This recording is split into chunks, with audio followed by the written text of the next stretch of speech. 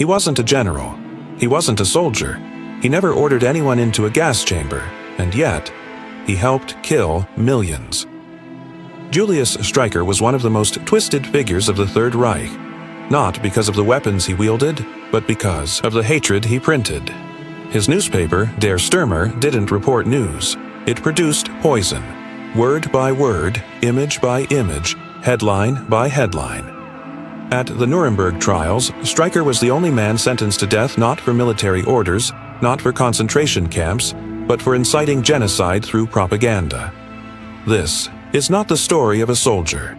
This is the story of a man who murdered with ink and was hanged for it. To understand Streicher, you have to understand the Germany that made him. Born in 1885 in a small Bavarian village, Julius Streicher was the son of a humble schoolteacher. He too became a teacher, strict, conservative, a man of rules. But the quiet life of classroom order would not last. World War I shattered Germany, and it shattered Streicher. He served on the front lines, fought in trench warfare, saw the horrors of modern battle. Like many veterans, he returned home not just physically intact, but emotionally scorched. Germany, too, was wounded. The Treaty of Versailles humiliated the country. The economy collapsed into hyperinflation. Unemployment skyrocketed. Social unrest exploded. In this chaos, the German public didn't just look for solutions. They looked for someone to blame. Communists, liberals, foreign powers, and most devastatingly, Jews. For Streicher, anti-Semitism didn't come from science, politics, or theology. It came from obsession. He wasn't just casually prejudiced, he was fanatically convinced that the Jews were responsible for every evil in German society. By the early 1920s, Streicher had joined several far-right anti-Semitic movements. He became known for fiery speeches, paranoia, and conspiracy-laced rants that bordered on madness. Then came 1923, the failed beer hall putsch, Adolf Hitler's first attempt to seize power by force. Streicher was there, marching side by side with Hitler, taking bullets for the cause. And though the coup failed and Hitler landed in prison, Streicher became something far more dangerous than a failed revolutionary. He became a loyalist, and Hitler never forgot it. When Streicher launched Der Stürmer in 1924, Germany already had a growing right-wing press. But this wasn't just another newspaper. It was different. It was darker. Streicher didn't aim to inform, he aimed to inflame. Der Stürmer quickly became infamous for its grotesque illustrations, pornographic, anti-Semitic content, and wild conspiracy theories. Jews were depicted as monsters, rapists, child killers. The paper accused them of corrupting German youth, stealing wealth, running secret shadow governments. The average issue included headlines like, "The Eternal Jew Must Die, Ritual Murder Discovered in Frankfurt." Germany must be cleansed. Its most iconic phrase, printed in bold on every cover, "Die Juden sind unser Unglück." The Jews are our misfortune. The paper was a mix of obsession, sadism, and lunacy. But to the common man on the street, it offered something dangerously simple: a scapegoat. In a society that had been broken, economically, morally, and politically, Der Stürmer gave people an enemy. Even some Nazis were uncomfortable with it. Joseph Goebbels, Nazi Germany's propaganda minister, considered it too crass, too unsophisticated. But Hitler loved it. He called Streicher his blood brother, and once said, "Streicher sees the Jewish problem with the clarity of a prophet." With that endorsement, Der Stürmer spread like wildfire. By the 1930s, it was posted on public display boards across Germany. Train stations, schools, police stations, everywhere.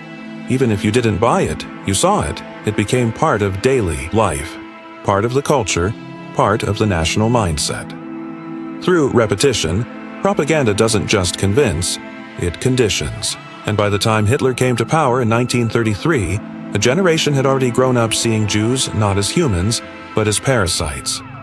That was Streicher's doing. He didn't just reflect hatred, he taught it. While Der Stürmer poisoned minds across the nation, Streicher's own power base lay in Franconia, specifically the city of Nuremberg. Hitler appointed him Gauleiter of the region, essentially a regional dictator, and Streicher ruled like a mad king. He organized boycotts of Jewish shops. He oversaw public shaming rituals, forcing Jewish citizens to march with signs reading, "I betrayed the German race." He destroyed Jewish-owned businesses and orchestrated forced removals. He turned Nuremberg into a testing ground for anti-Semitic terror.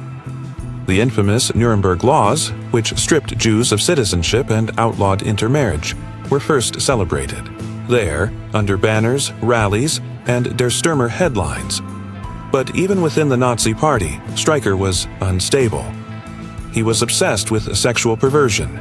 He wrote articles detailing Jewish lust for Aryan women in explicit detail. He was accused of abusing his power for personal gain, stealing property, and forcing himself on subordinates. By 1940, even the SS had had enough. He was stripped of all political power, publicly disgraced, but not silenced. Hitler allowed Der Stürmer to continue publishing, and Streicher used it to double down on his message. As Jews were rounded up, deported, and murdered, Streicher's paper cheered from the sidelines. He called for extermination. He described ghettos as cleansing zones. And in one article, he wrote, "The Jewish question will only be solved when the last Jew on earth is no more." He wasn't just documenting genocide, he was demanding it. In the spring of 1945, as Nazi Germany collapsed, Julius Streicher's poisonous newspaper collapsed with it. The Allies were closing in on Berlin. The death camps were being discovered. The world was waking up to the nightmare. And Streicher, he didn't die in the ruins of Berlin. He didn't go down in a blaze of martyrdom. He ran. He escaped into the Bavarian Alps, grew a beard, dyed his hair, and posed as a humble artist. For a moment, he almost disappeared. But fate found him. An American soldier recognized his face, not from the battlefield but from the pages of Der Stürmer. He was arrested, not as a soldier, not as a commander, but as a propagandist. In the post-war world, a new kind of justice was about to be tested. At the Nuremberg Trials, Streicher stood not beside generals or field marshals, but beside architects of genocide. He had no uniform, no gun, no troops. So why was he there? Because the court believed that his words, his ideas, had killed. He tried to defend himself the only way he knew how. "I never killed anyone. I just published a newspaper. I was expressing my opinion." But when the prosecutors began reading his headlines aloud in court, the horror in the room was palpable. One by one, the pages of Der Stürmer were projected on screen. Screaming titles, grotesque caricatures, open calls for extermination. A prosecutor said, the gas chambers were not built with bricks alone. They were built with words, Streicher's words. And he was right. Streicher's paper had dehumanized Jews for over a decade, turned them into monsters, into rats, into disease. One of his articles had said, "A punitive expedition must be launched against the Jews, with fanaticism and without mercy." It wasn't journalism, it was incitement, and incitement, at this scale, was a crime. Streicher was found guilty of crimes against humanity, and in October 1946, the sentence was clear: death by hanging. October 16, 1946, Nuremberg prison, early morning. 10 men stood in line. Former ministers, generals, governors of death. One by one, they were led to the gallows, and then came Julius Streicher. No uniform, no medals, just a defiant man, still clinging to the ideology that had brought him there.